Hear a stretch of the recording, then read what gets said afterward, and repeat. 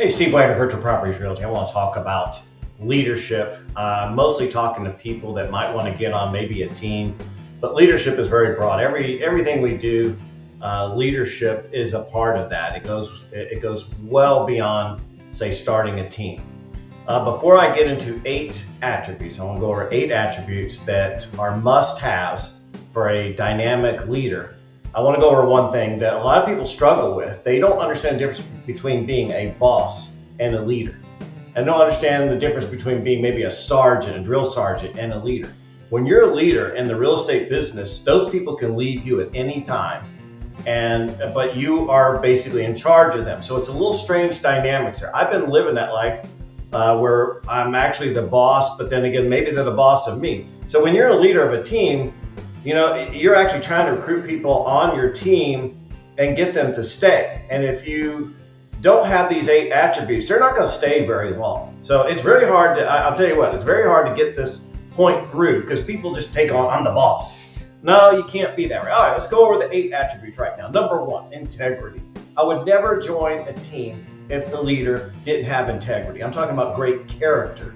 You gotta believe in their character before you believe in anything else. So number 1, have integrity, great character. What are we talking about? Golden rule. Someone that really follows the golden rule, and that means do unto others as you would want people to do unto you. Someone that is naturally a win-win. You can see them making decisions and trying to carve out win-win on them, not as into it as themselves. I see a lot of leaders, and you can tell they're always angling for themselves, and so forth. So, me personally, I'd want to know that someone was connected and obedient to God, but I will say this, I've been probably screwed over by more people's claim to be connected and obedient to God. So finally, on that number 1, integrity, honesty obviously goes in with that. We can go on and on with that, but let's move on to number 2. So this is similar to number 1 because I want to know that people are not just in it for the money, that they're serving a bigger purpose, that there's something bigger than them. They're serving their community. They have a servant mentality. They're trying to do good.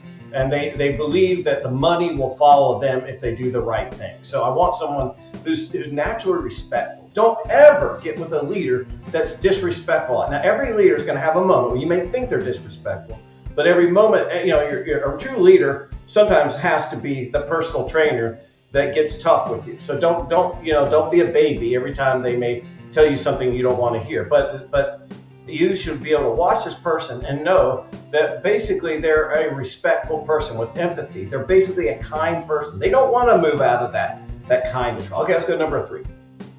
A leader has got to be poised. They got to have poise under fire. Some people say courage under fire. I say poise under fire. There's a lot of stuff going on, stress, a lot of stuff piling in. You got to have this leader lead at this point. And if they're acting like the chicken, the sky is falling, that's not a leader there. They cannot be a drama king or queen. As soon as you know that someone has any of that in them, leave, go somewhere else. They got to have control of their emotions. They got to have emotional intelligence. I say emotional intelligence is probably the most key attribute for successful people. I want them to be consistent. You don't want somebody that seems like they're bipolar. One day they're high, one day they're low, and all that stuff. So again, courage is in there somewhere. Let's move to number 4.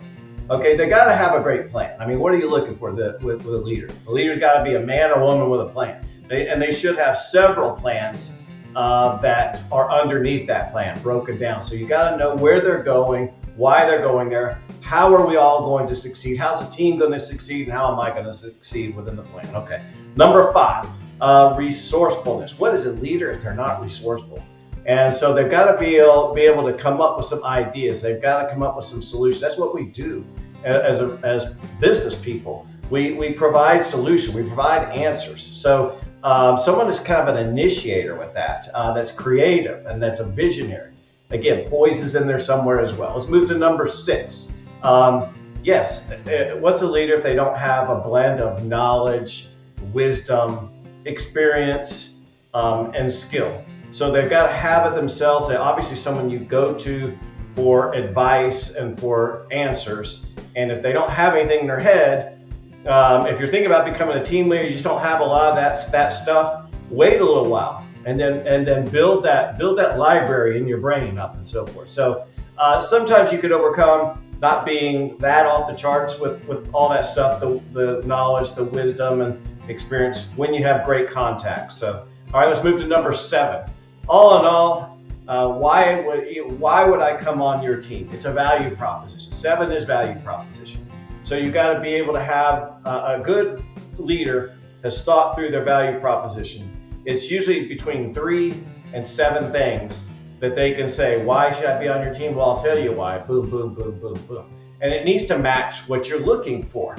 So you got to know what their value proposition is. They need to be able to articulate it. They need to have an elevator pitch that basically says that, what their value proposition is as well. And so you've got to answer the question, am I better off by myself or am I better off on the team? Okay, final thing I'll say is a thing called confident humility. I'm kind of cheating trying to get 2 words in one, but not really. They kind of combine for one meaning. Confident. You want the leader is confident, but they're also humble. If anyone's arrogant, if you have an arrogant team leader, there's nothing worse than having some arrogant team leader that's in it for themselves, always propping themselves up. A good team leader is propping up the team members, okay? And they don't need to be arrogant. They don't need to try to prop themselves up because a great leader is propped up naturally.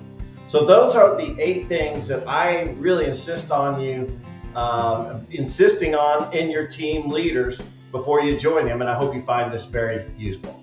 Go get it.